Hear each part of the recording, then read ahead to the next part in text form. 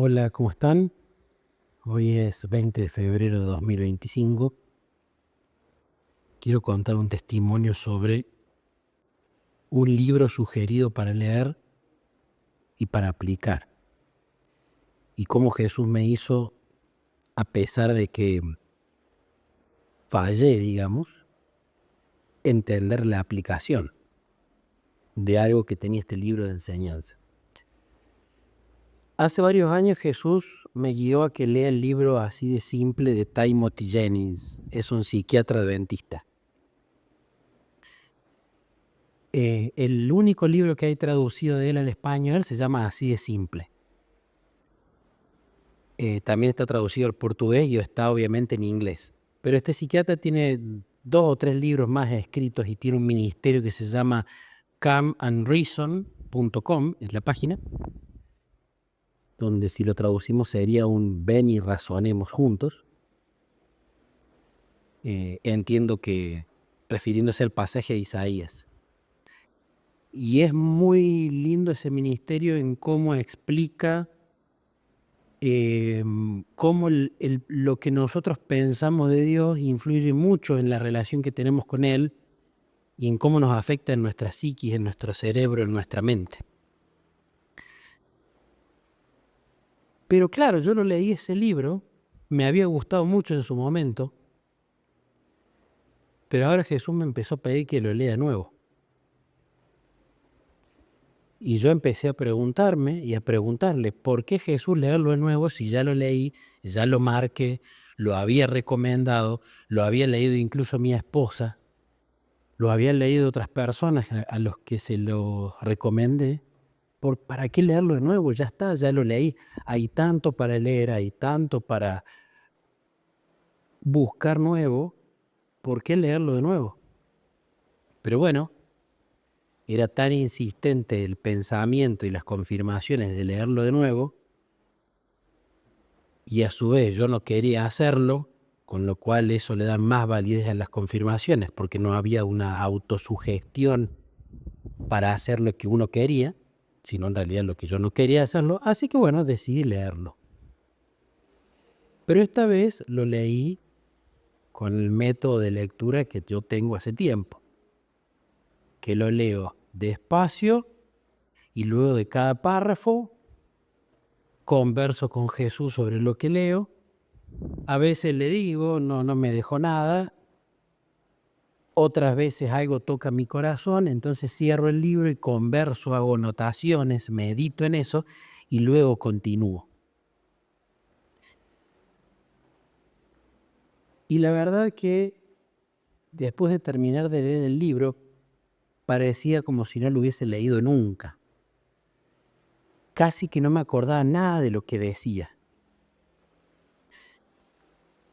Y no solamente eso, sino que Jesús me llevó a esos marcados en el libro, poder compartirlos con los demás para que otra gente que le sirva, le toque el corazón y si tiene ganas pueda ir a ese libro, ¿no? Pero me llamó la atención lo detallado que él explica la estructura de la mente, la naturaleza espiritual, la parte de la razón, la parte de la conciencia, cómo él da por hecho que en la conciencia es donde Dios habla, a veces a través de pensamientos, a veces a través de voz audible, y cómo él lo explica científicamente. Me gusta mucho eso, cómo lo da por hecho. Pero el centro de este testimonio tiene que ver más con la parte de los sentimientos. En lo que habla de los sentimientos tiene que ver con que el sentimiento en sí no es malo, pero en lugar de utilizarlos como termómetros o como alarmas para utilizar la razón y la conciencia para evaluar si tiene sentido lo que estamos sintiendo, por qué es que estamos sintiendo esto, es decir, la razón y la conciencia comandando a los sentimientos, muchas veces a la gente a la que comúnmente denominamos más emocional, los sentimientos comandan a la razón y a la conciencia. Y terminan haciendo eso que su conciencia les dicta que está mal y que analizándolo con su razón ven que también está mal. pero el sentimiento manda, la emoción. Y en muchos casos, en mi caso, me ha pasado eso.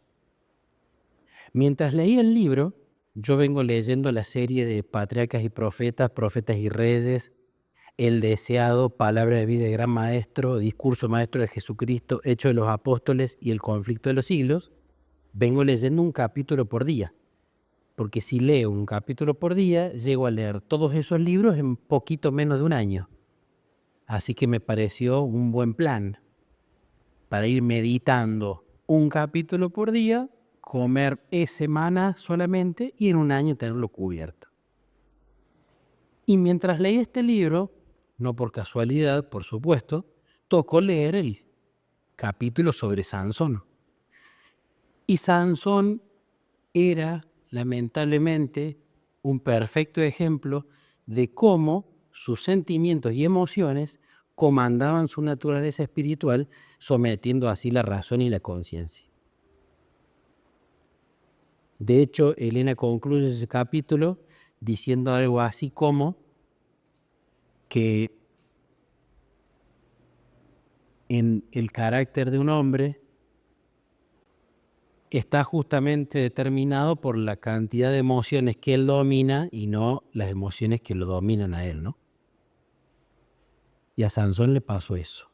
Cuando leí eso, empezaron los flechazos al corazón cuando Dios habla y ayudarme a ver por qué justamente estaba haciendo hincapié en este tema, porque cuando Jesús se interesa por algo que nosotros le prestemos atención, utiliza el mecanismo de las confirmaciones, de la repetición, para que nos demos cuenta, ¿no?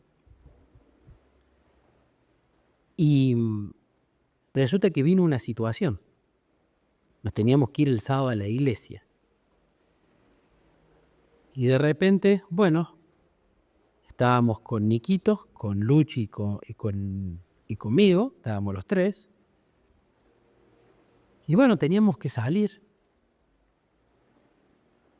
Entonces le digo a Niquito dónde estaban sus llaves de la puerta. Y la cuestión es que él no sabía dónde estaban. Las busqué por toda la casa y no las encontré. Y empezó a aflorar el sentimiento de miedo. Y el sentimiento de miedo, de temor, estaba comandando la razón y la conciencia, porque estaba proyectando y pensando, si están en manos de alguien que no es bueno, nos van a entrar a casa. Cuando no estemos, voy a tener que ir a hacer copias de las llaves y cambiar las combinaciones de toda la casa. Entonces, los sentimientos empezaron a tomar el control de la razón y la conciencia. Resulta que en ese momento donde yo me estaba un poco que desesperando por este asunto, porque yo soy emocional, es donde me pongo a hablar con Jesús y donde recuerdo las enseñanzas de este libro. No dejes que los sentimientos y las emociones te dominen. Usa la razón, usa tu conciencia a la que te estoy hablando y comándalo. Entonces, allí me puse a pensar, ¿qué soluciones puedo ver? Le puedo preguntar a la empleada si las vio. Le puedo preguntar a la mamá de Niquito si tal vez se las olvidó en la casa. Le puedo preguntar a mis padres si cuando los visito no se olvidó allá. Y después formar una conclusión. Entonces hice eso, pero hice eso luego de que los sentimientos comandaran a la razón y la conciencia, no al principio. Y cuando hice eso, nos subimos en el auto, nos fuimos para la iglesia, y yo ahí le iba pidiendo a Jesús que proteja la casa, que me ayude a resolver esto, y que yo ya había hecho lo que lógicamente me parecía hacer, buscar y preguntar a las distintas personas que puedan haber tenido contacto con esas llaves. Ahí nomás cuando ya arrancamos el auto y nos fuimos para la iglesia, la mamá de Niquito me cuenta que estaban allá, que ella las había visto y no sabía de dónde eran y las había guardado. Ahí obviamente los sentimientos se calman. Y como ahora había paz y tranquilidad, yo estaba bien. Pero esta fue una gran enseñanza y algo que estoy aprendiendo a aplicar, que Jesús me está enseñando, a veces con mayor éxito, a veces con menos, de aprender que el sentimiento, valga la redundancia, que yo sienta, no necesariamente es la verdad. Tengo que ponerlo en base a la razón y escuchar a Dios en mi conciencia para ver si ese sentimiento tiene sentido o no tiene sentido. Y si no tiene sentido, lo desecho. Pero voy a la fuente primero, la razón y la conciencia gobernando a los sentimientos y no al revés. Entonces lo que he empezado a hacer, que me está siendo muy útil, es tomar una hoja de papel, una lapicera, y cuando tengo una emoción o un sentimiento, sea el que sea, comúnmente lo hago con los sentimientos negativos, miedo, tristeza, angustia, preocupación, ansiedad, etc. Empiezo allí a escribir, ¿por qué estoy sintiendo esto? ¿Dónde está la fuente?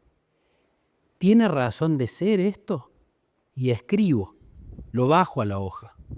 Oro, hablo con Jesús y Él, como sabemos, la conciencia es la voz de Dios, como dice la hermana White, Él toca el corazón allí. Y eso en lo personal me está ayudando de a poco a que cuando aparezcan estas emociones y estos sentimientos, primero voy con Jesús, los analizo y veo si tiene asidero o no lo tiene. Comparto este testimonio por varias razones o por varias enseñanzas. Número uno, la siempre espectacular práctica de preguntarle a Jesús cuál es el libro que Él quiere que nosotros leamos y no que lo elijamos nosotros. Porque Él es el gran maestro, Él es el gran médico, Él es el gran psicólogo y psiquiatra. Y Él sabe qué necesitamos, en qué dosis y cuándo. No nosotros. Segundo, que Él trabaja con cada uno de forma personal. Entonces, quizás este libro, así de simple, le sirva a otra persona que escuche el testimonio. Pero la idea no es ir corriendo y comprar el libro, sino justamente preguntarle a Jesús, ¿qué necesito yo en particular? Porque Dios es un Dios personal. Y si bien en su palabra Él da principios generales que quiere que sigan todo su pueblo, el 100%, cada persona es única e irrepetible y tiene una cultura diferente, vivencias diferentes, defectos de carácter diferentes, momentos de su vida diferentes. Y si bien el tratamiento, el quién siempre es Jesús, el cómo y el a través de qué no es siempre el mismo. Y por último, la gran enseñanza, que esto sí creo que es un principio general y no una herramienta, es que si hay un mensaje que me ha dejado este libro, que quizás lo sabemos, pero a veces en mi caso en particular me hace falta reforzarlo, es que en esta relación con Jesús su principal propósito son dos cosas. Número uno, profundizar en el conocimiento real de quién es Dios, de cómo es. Yo suelo hacer la analogía con que somos nosotros un campo y eso es que venga Jesús y plante flores, plante lindos árboles, plante lindas cosechas, lo deje bonito. Pero no es solo eso, es también arrancar la cizaña o arrancar la espina o el cardo de las mentiras que sembró Satanás acerca de la imagen del Dios con el que yo me estoy relacionando. Y ese trabajo también lo hace Jesús. No solamente sembrar quién es, sino sacar quién Él no es para que no haya cosas contrapuestas en el mismo terreno.